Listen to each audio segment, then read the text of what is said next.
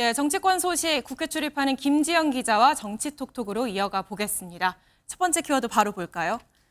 법무장관 추천, 누구를 추천했나요? 네, 바로 주진우 국민의힘 의원입니다. 그런데 주 의원은 국민의힘, 그러니까 지금 야당이잖아요. 그런데 이재명 정부에서 핵심으로 꼽히는 법무장관 추천이라는 게 어떤 의미일까요? 네, 이 주진우 의원이요, 법무부 장관에 적합하다 이런 의미가 아닙니다. 장관 후보자가 돼서 너도 한번 검증을 받아보라 이런 취지입니다. 예.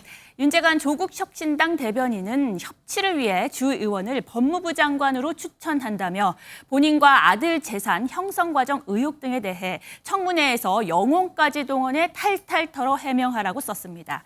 김민석 국무총리 후보자에 대한 각종 의혹을 제기하며 공격수 역할을 하는 주 의원을 비꼰 건데요. 김 후보자도 해당 글을 공유하며 취지에 맞게 국민 검증을 받는 좋은 기회를 얻길 덕담한다고 주 의원을 직격했습니다. 민주당도 공세를 이어갔습니다. 어떻게 하면 공직생활하며 70억이 넘는 재산을 축적하고 어떻게 하면 할아버지로부터 증여를 통해 미성년자가 7억이 넘는 예금을 보유할 수 있는지 한번 파헤쳐 볼까 합니다. 네, 그런데 총리부터 되라. 이건 주진우 의원의 반박인가요? 맞습니다. 주 의원은요, 총리가 돼야 저를 법무부 장관으로 제청할 수 있을 텐데라며 SNS를 통해 응수했습니다. 예. 주 의원과 직접 통화해 보니까요, 가족 의혹 언급할 가치가 없다고 일축했습니다.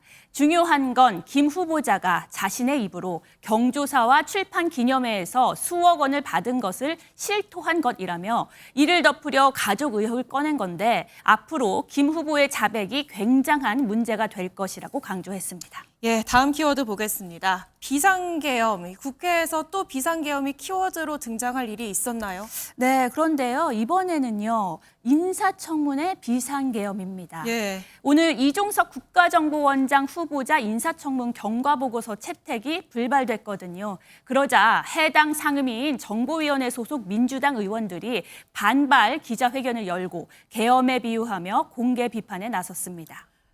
그런데 장관 후보자 청문 보고서 채택이 불발되는 건 사실 국회에서 자주 있는 일이잖아요. 그렇죠. 원래 오늘 오전 10시에요. 이 정보위 전체 회의에서 청문 보고서를 채택하기로 합의했는데 예. 국민의힘이 돌연 이 약속을 파기한 점을 지적한 겁니다.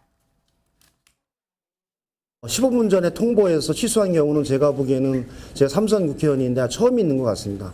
저는 인사청문회 최초의 비상계엄 사태다 이런 생각을 하고 있습니다.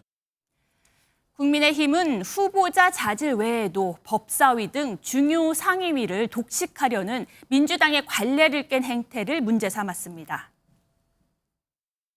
국가안보를 책임지는 국정원장으로서 적합한지에 대한 부분이 명확하게 해명이 안 된 부분이 있기 때문에 또 국회 운영 전체와 관련해서 정부나 그리고 또 민주당의 태도에 상당한 문제가 있기 때문에 예, 앞으로 인사청문회가 줄줄이 예정돼 있는데 그때마다 이렇게 충돌이 예상이 되네요. 마지막 키워드 보겠습니다. 이틀 만에 3만여 명, 이건 뭐 인기가 많다는 의미인 것 같은데 어떤 내용인가요? 네, 국민의 정책 제안과 민원을 접수하는 창구죠. 바로 국민소통 플랫폼 이야기입니다. 이재명 대통령이 직접 SNS에 플랫폼에 이름을 지어달라고 올린 만큼 중점을 두는 부분입니다.